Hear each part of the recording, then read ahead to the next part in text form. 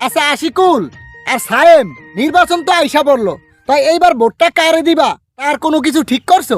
না, ঠিক করার কি আছে? আমার ভোট আমি দিব, যাকে খুশি তাকে দিব। अच्छा না আশিকুল, এখন আর তোমার এই স্লোগান চলবো না। ঠিক আছে। এখন তুমি স্লোগান দিবা, আমার ভোট আমি দিব যোগ্য এবং সৎ ব্যক্তিকে দিব। ठीक है কিন্তু ভাই যোগ্য আর সৎ লোক তো আমরা দেখি না।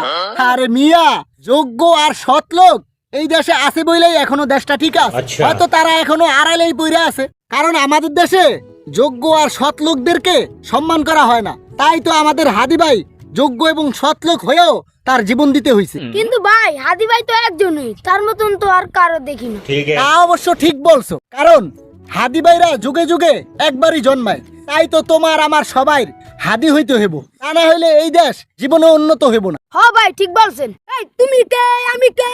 হাদি হাদি ठीक है বাহ, খুব ভালো লাগলো তো।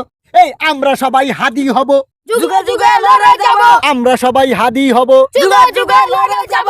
ঠিক আছে আশিকুল আর সায়েম, তাহলে চলো, যোগ্য আর সৎ লোক পাইলে আমরা সবাই ভোট দিমু, সে যেই দলেরই হোক না কেন। আমরা কোনো দলমত বুঝি না। ठीक है ঠিক আছে, চলো।